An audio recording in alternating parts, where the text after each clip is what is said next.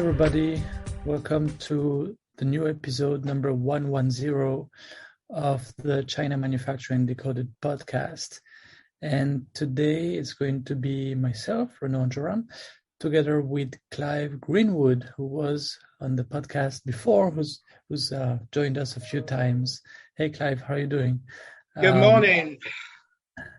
And we're going to talk again about some compliance topics, and more specifically about an upcoming regulation in the European Union. So why is this of interest to people who buy? Where everybody who will put some products, as long as it's not food or drugs, but everybody who puts some products on the market in the European Union are going to have to pay attention to this. And we haven't heard much about it, but it's coming soon, right? So first, you want to give us a little bit of like a background information on what's going to happen and why you are paying attention to this.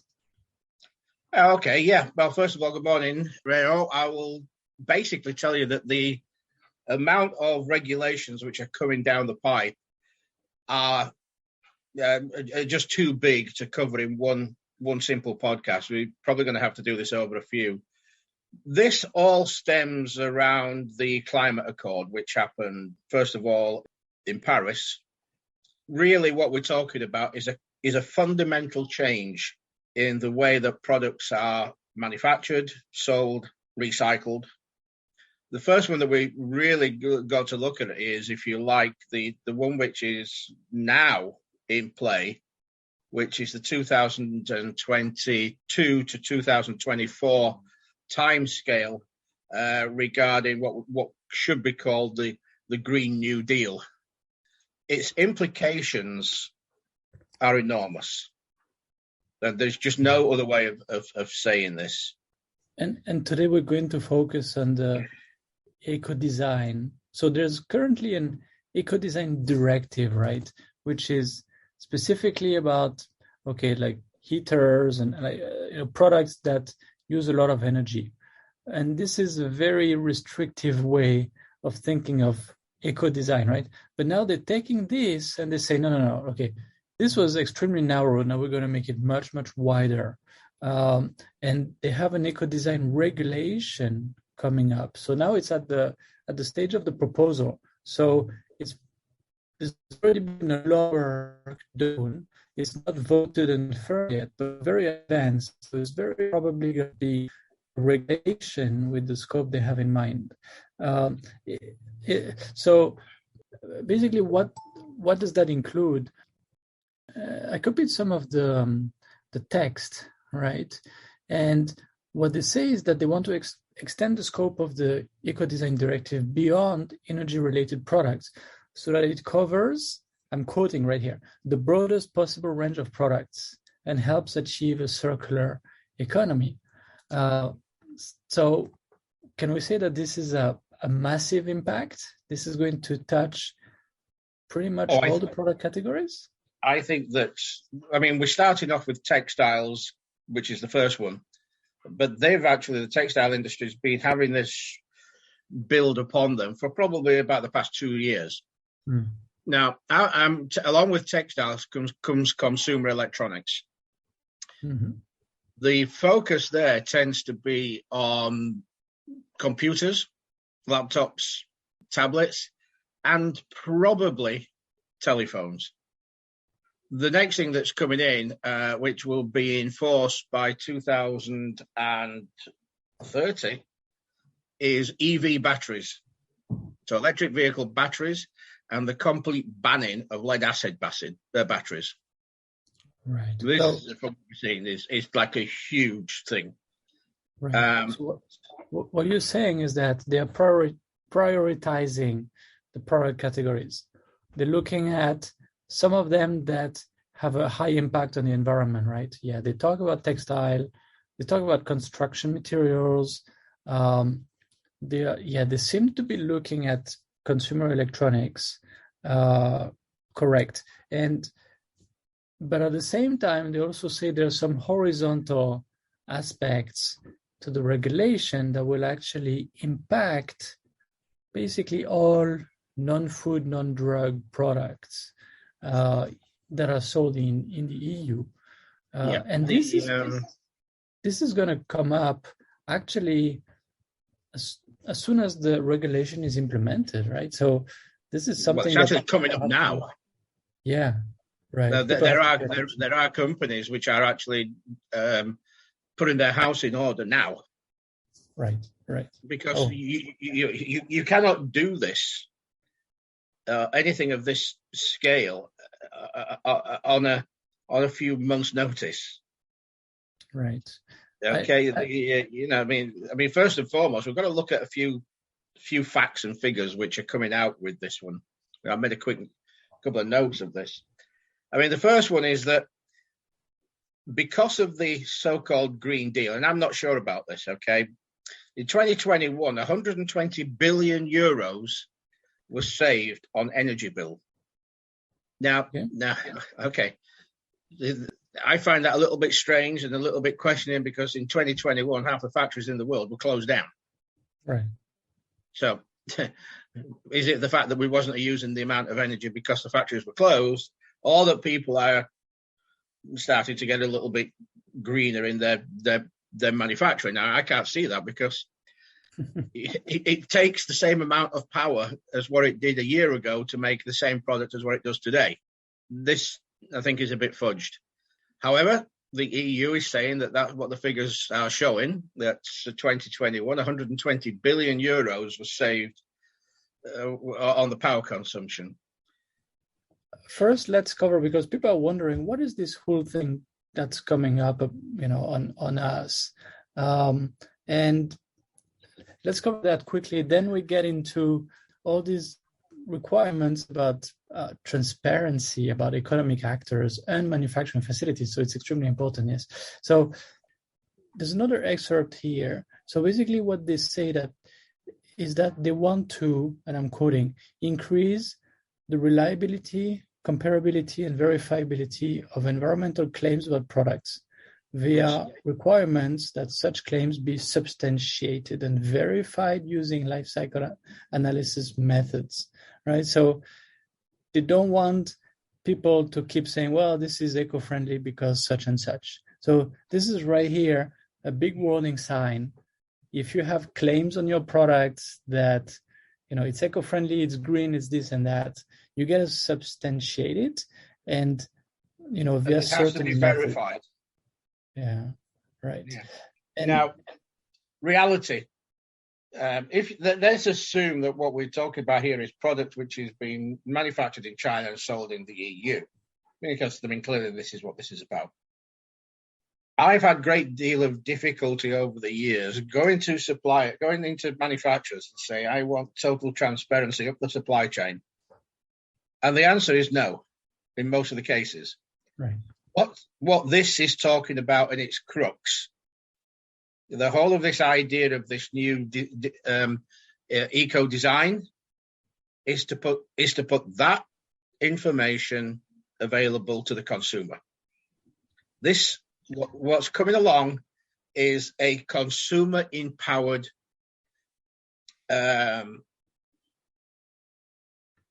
drive for sustainability and accountability.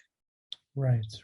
Yeah, giving a lot of information to consumers on labeling, also to other economic actors such as the retailer, maybe making sure that the importer themselves know this information and so on. But we're talking here about a lot of intentions. Now, again, we have to repeat that it hasn't been voted as a regulation yet. It still has to go in front of the European Council and the European Parliament. However, there's pages and pages of, this is the way information should be presented. This is the way it should be shared, etc., etc. I don't think this is going away. This is going to be... No, this is definitely not going away. The more that you research this, the more you understand the frameworks which they're putting in place. There are some questions, I mean, regarding the debate which is around the centralized or decentralized data system. Right. Okay, now this is, if you have a centralized data system, the red flag should be straight up there, and no pun intended, the China just will not accept that. So, yeah, so we talked before about the EU medical device regulation, and in that case, what they have been putting in place, and it's very new and it's the first time that I know of that the EU has been doing that, is that they built their own IT system, their own database, the UDAMED, right? And everybody has got to submit their information to that database, and the notified bodies and the post-market surveillance, et cetera, right? And every product has to have a unique identifier, UDIDI, and so on. And from what I read here, the Commission is not trying to go in the same direction, maybe because they found that it's so resource intensive and maybe it's a bit overkill for a lot of general consumer goods and so on. It is, but they're actually already talking about that. This is where we come back to the passport. The passport will be the UDI. Yes, and they say that basically, if I summarize, it's going to be every product on the product itself, as much as possible, will be some kind of marking. Think of it maybe as a QR code, a watermark, or something else, and it will provide some extra information. It will not duplicate the user manual and things like that, but it will provide some information about the technical file, about what who the economic actors have been, and a bunch of information about the environmental impact and the risks associated to it, and so on, and maybe some other information, right? What they're looking at now is possibly an 8-digit code, and if that first of all, does the product have the product passport, which has been verified by a notification body? Is their claims of sustainability accurate and correct? That is what's there. It will just say pass or stop. However, the interested parties then can go into the database and then, if required, find out the information. Whether or not the information can be accessible by the general public, generally the answer to that at this moment in time is no, because it would be just too resource intensive. Now, they are looking at blockchain type systems. Is that the answer? No. I think that the answer is that one, the notification bodies, for example, once you get your CE certificate, shall we say, or your CE mark, okay, that's now an almost tailor-made process where you can have that product registered. The next aspect to that is that it's very similar. What I'm reading is very similar to what they did with MDR. Whereas you must actually verify your supply chain and the amount of power or energy which is used in that product. Okay, so in other words, like in the in the UK now, in the EU, if you're buying a house, you have a band which tells you how much power consumption that house normally takes. Think of it the same way. Yes. Plus a lot more, right? They mentioned, for example, if the product is going to be repaired, the repair shops might find some information by scanning the code. And also, they mentioned very specifically a number of times that it will allow the market surveillance authorities to go into the shops or anywhere and look at a product, scan it, and very quickly see, okay, does this seem to be compliant, or should we investigate this? Right? Yes, I think that's the stage where you're at. Yeah. Yeah. You've also, the interesting thing is that this code is also going to be scannable by customs departments. Yeah, customs, exactly. Yes. Yes. Yeah.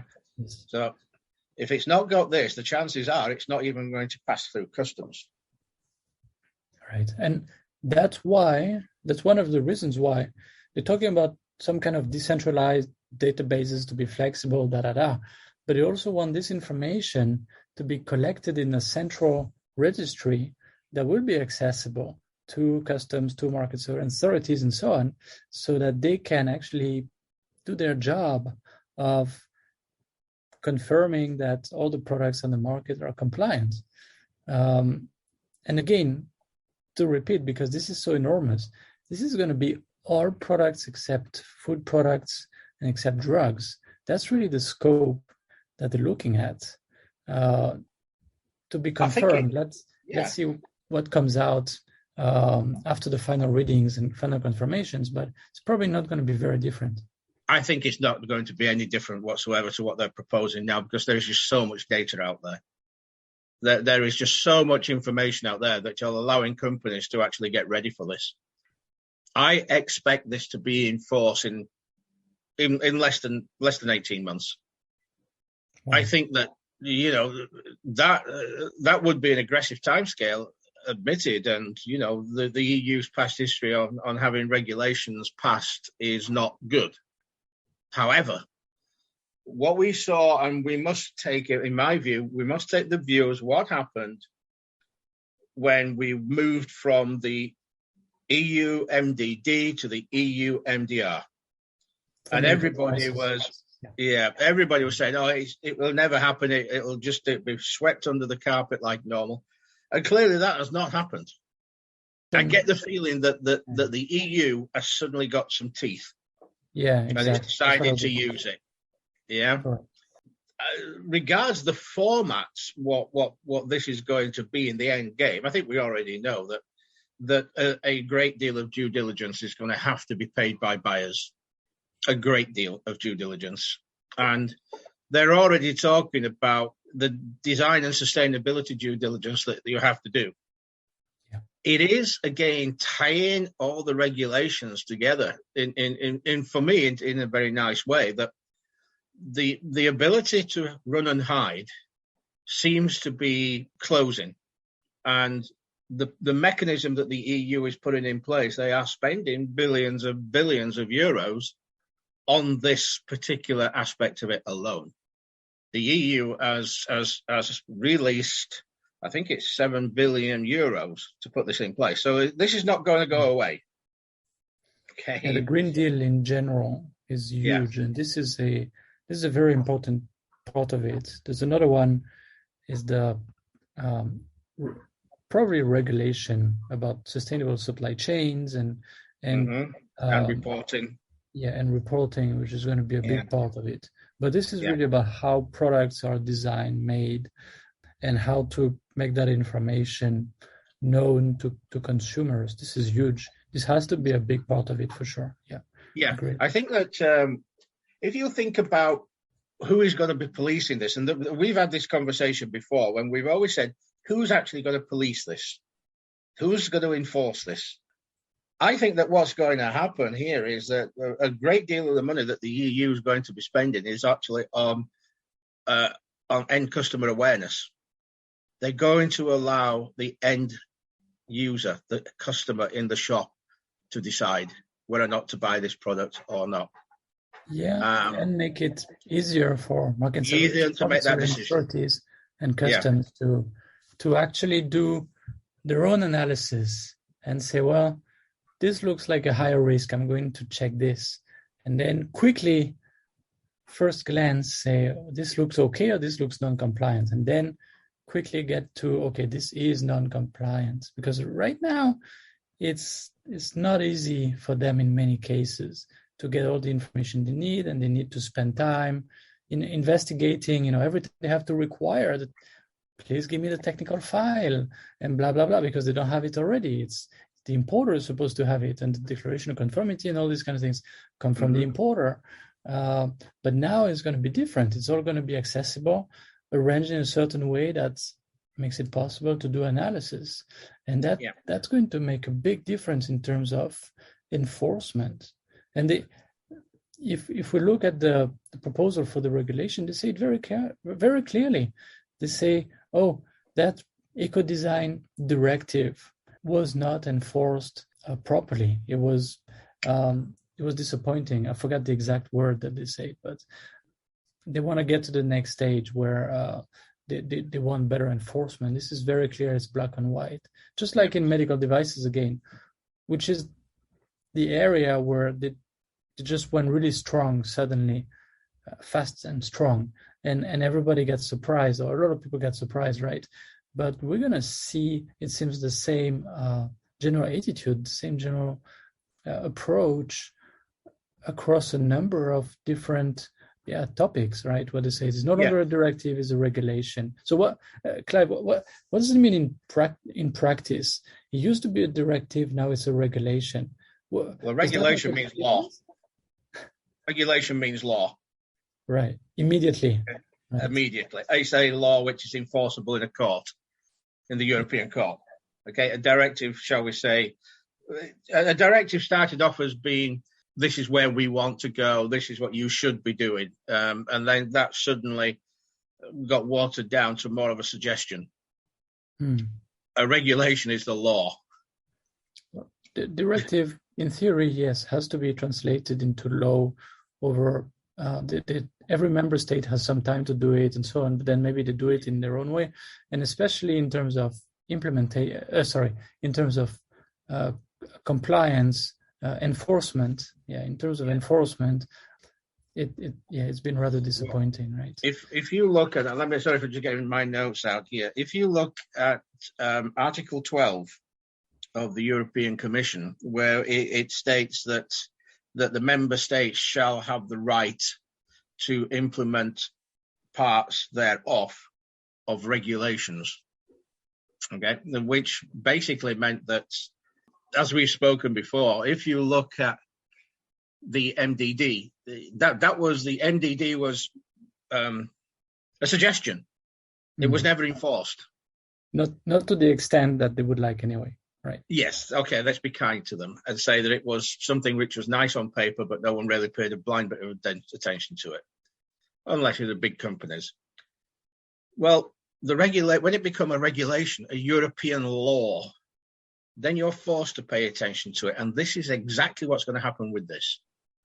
Yeah. It will not go down. There is too much riding on this. There is too much out there already. There are companies already seeing this as as a challenge.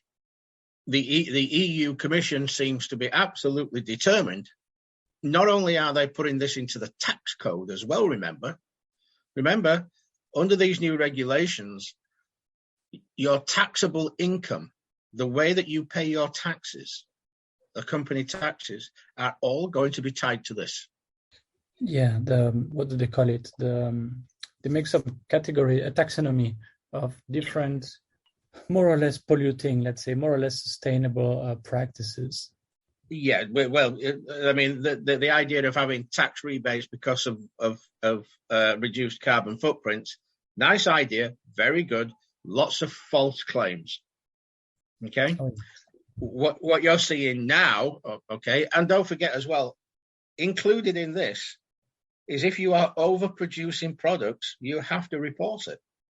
Yes, they specifically mentioned this. They have several paragraphs about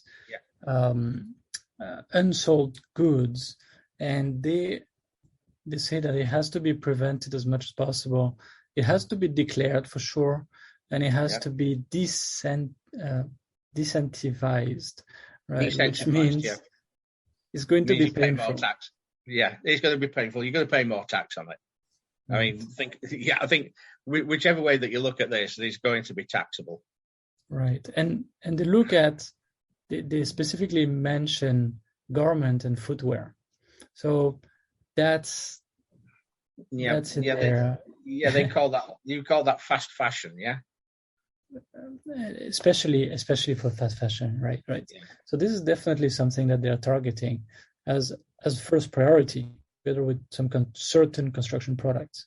Yes. Yeah, I think that the reason that fast fashion is being attacked here is because the dependency on hydrocarbons that the fashion industry has, or the textile industry has. And we know that microplastics in the oceans are literally just decimating the oceans. This is where this is coming. It's like, okay, I would hazard a guess that people have talked about the lack of oil or the lack of a natural resource and gas. Okay, the biggest actual user of hydrocarbons is the plastics industries. It's not the cars; it's the plastics industry. Oh yeah, plastic is everywhere. I mean, there's so many types of plastics hitting, very high performance in some cases. Yeah, and it's light. Yeah, of course. Yes, there's a lot of plastics in cars. Yes. Yeah, so the question is going to have to be answered at some point. What about a world without plastics? Never mind a world without oil, because one comes with the other. But the fact is, this idea of throwaway textiles, if you remember in the days of old, there was something which was called the rag trade. Yeah, where the guys used to go around and collect all the old clothes, and the next thing that you knew, they were being recycled, and that just seemed to have disappeared. That disappeared at the same time when hydrocarbons and plastics started to be made into clothes. Because they trained a number of consumers to just go shopping every month and throw away. To wear that little jacket or little dress or something 2, 3, 4 times, and then it starts to look bad. I mean, it's cheap. It starts to look bad after 5 or 10 washings anyway. So they put it somewhere. They don't wear it, and after a while they say, I haven't worn this for a while, and I have a bunch of it in the bin. Yeah. Put it in the bin. Throw it in the bin. Where's it end? Either in a landfill, where it's going to be there ad nauseum, because for the simple reason is these do not degrade. But if they do degrade, they degrade into microplastics, which gets into the food chain, and we all end up actually eating this stuff. Right. So, fast fashion uses a lot of microfibers, polyamide, polyester, etc. Sometimes with spandex and these kinds of other products of the oil industry. And yes, they don't degrade fast. And they don't degrade well also, and they migrate everywhere. And this is also, this is a problem. So, as we say, textile are going to be sort of priority number 1, with some others coming after. And at the same time... very, very quickly after as well. Right. It's not going to be, we're going to see how textiles do. Oh, yeah. It's going to be, textiles have got this now. Consumer electronics have got this before 2024. It's only 18 months away. That's huge. Yes, that's really fast. So my question is going to be to anybody that's listening to this is, how ready are you? Do you even know about this? I mean, if you look at your supply chain, and the numbers mentioned on here are a proposed regulation of the Ecodesign to 80% of all products recycled. 80%. Oh yeah. No, the scope is going to be extremely wide. Yeah. But so if you're buying from China and you ask your Chinese manufacturer, what is your position regarding your carbon footprint? Oh, we have a plan. Okay, good. Ticking the box, yeah? No more. Right. Prove it. Yeah. Okay. Stronger. And maybe we can talk about it in another podcast, but just ticking boxes and saying, do we have a plan? Yes. Do we know what's going on? Sort of. That's not going to be valid, right? You're going to have to dig some information, and probably not only about your direct supplier, but also deeper in the supply chain, which is going to be. It clearly says, Renaud, it clearly says in the proposal, the complete supply chain. It doesn't say half of it or the first all tier or throughout. second tier. It says all the way. Right. So, exactly. Traceability all throughout. Yeah. So if you are buying this idea of he gives, I mean, what I like about it is he's going to stop a lot of bad actors. It's just as simple as that. It is going to stop a lot of bad actors. Yep. But then there is a lot of genuine companies out there that the resources that you're going to require to meet these standards, you're going to need a lot more than just a quality manager. Oh, this is compliance. Well, the good thing is that it's pulling a lot of things into compliance, because what we've seen is that when they say, well, this is compliance, I don't know, you buy toys and then you have, you sell in the EU EN71, that's compliance. You just have to do it. And there's no, maybe, it's not black, it's not white, it's gray. No. It's got to be black or white because it's compliance.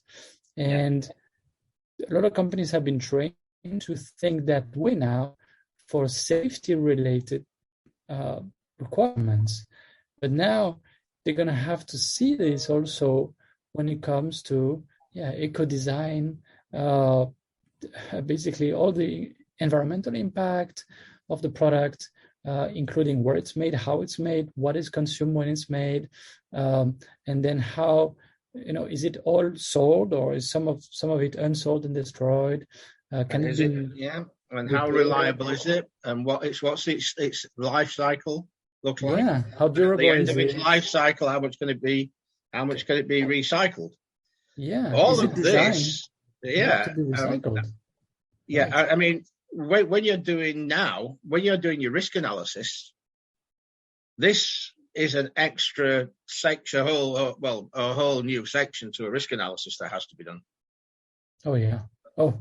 And I mean, I'm having a great deal of difficulty when I'm reading these standards, and I'm used to reading standards. Mm-hmm. There are many which are coming from what does need to happen is there needs to be a unified code. Here is the standard, here is what's required, then it can be followed. As it is at the moment, they're trying to bring in 6 different avenues and put them together, and to get, you almost need to be, you do need to be a lawyer to understand them. And implementing them at the factory level in China is going to be a huge challenge. Yes, extremely challenging. Let me just throw out one quote, which is going to get a lot of people's hair up. Like, what? What are they talking about? Unique identification of products is a fundamental element to enable traceability across the supply chain. Therefore, the product passport should be linked to a unique product identifier. In addition, where appropriate, the passport should allow for the tracing of the actors and manufacturing facilities related to that product. Exactly how they do medical devices. And they say also that in order to ensure interoperability, the unique operator identifiers and unique facility identifiers enabling traceability should be released in accordance with international recognized standards. You're not going to call your suppliers ABC. No, you're going to have to name. They're going to have to be named. Right. And I know already for sure that several, a number of companies, including big retailers and others in the EU, are fighting that. They're saying, "What? Are you kidding?" But then it's the Commission doesn't work for companies that import products into the EU. Let's make it very clear. The defense consumer, it doesn't. No. They need to make sure that on the internal market things can be compared and there's no false claims and everything, so the consumers can make their choice. They say very clearly they want the more eco-friendly companies that have better practices and so on and so forth to gain market share, so they want to encourage that.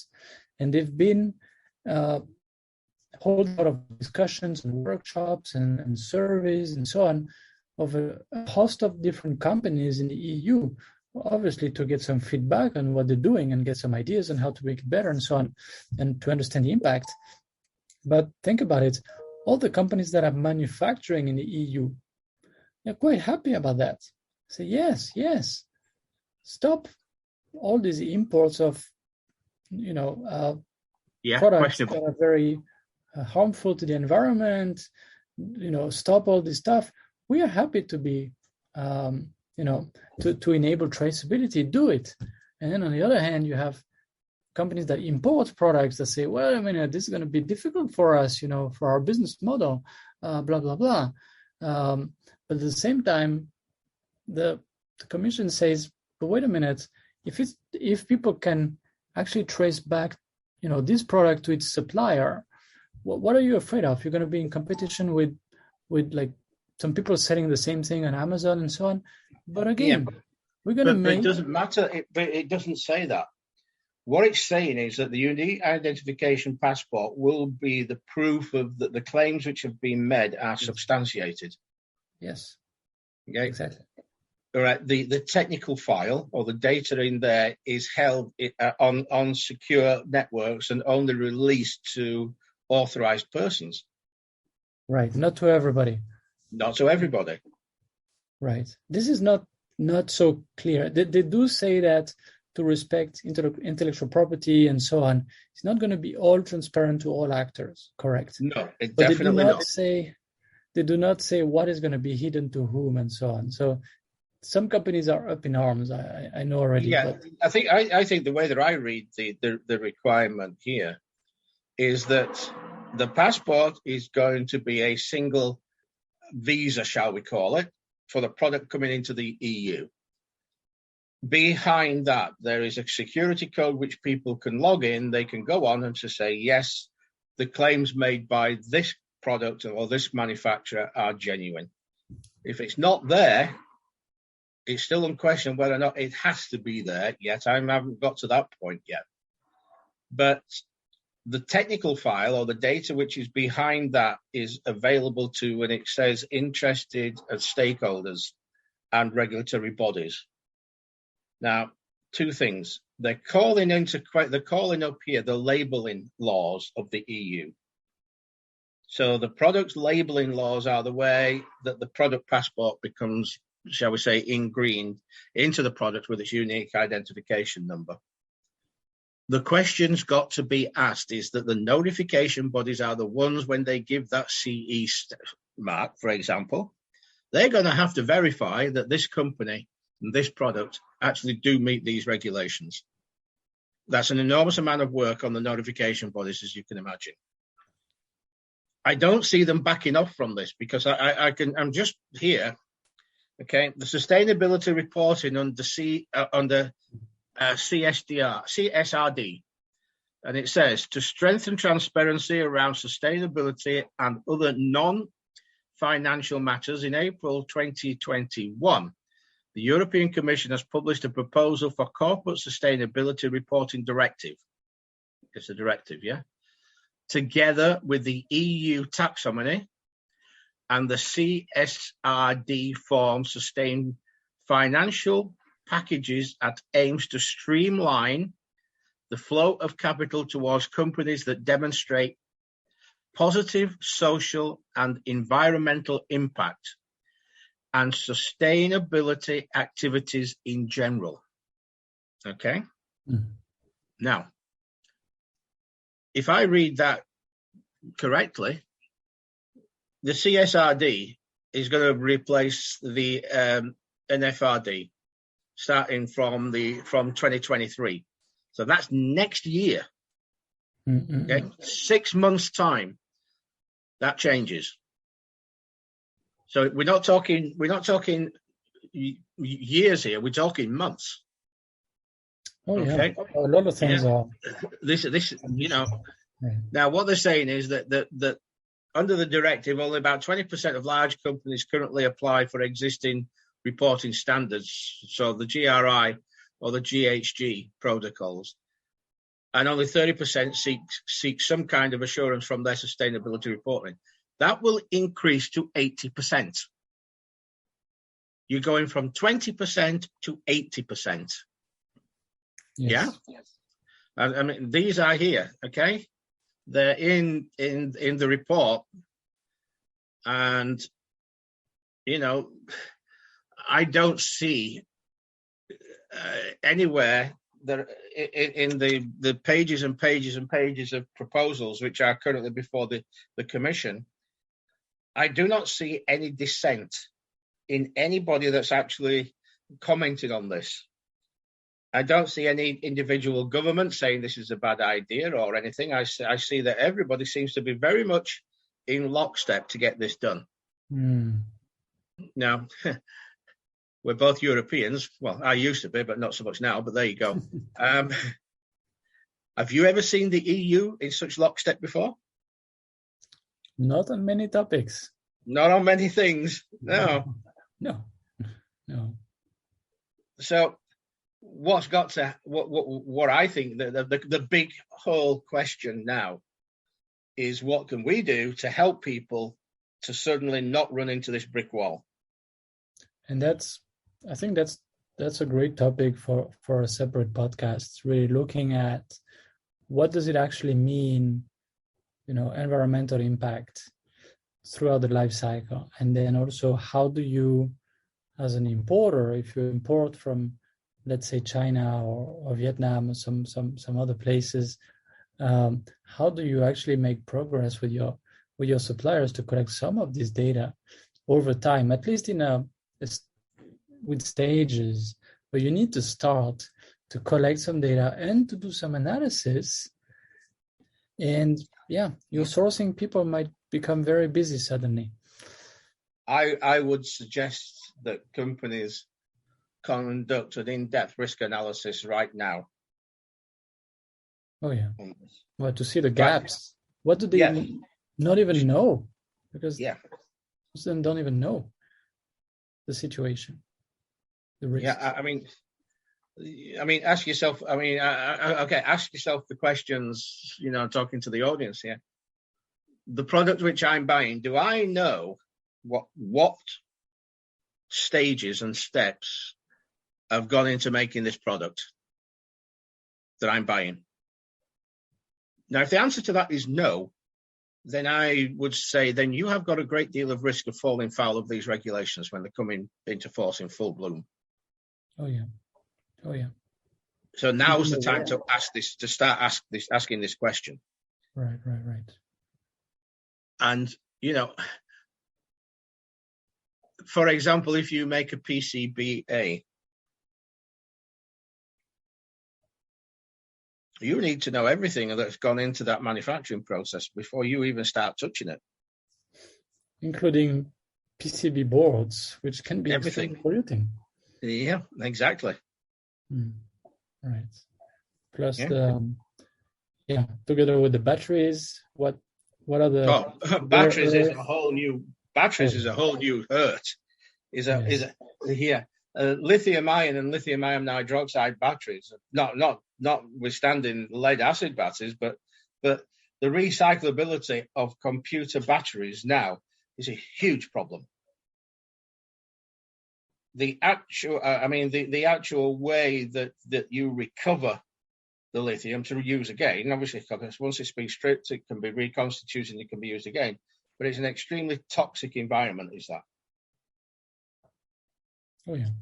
And it's also very energy hungry. That's why it's never been done before. Mm-hmm.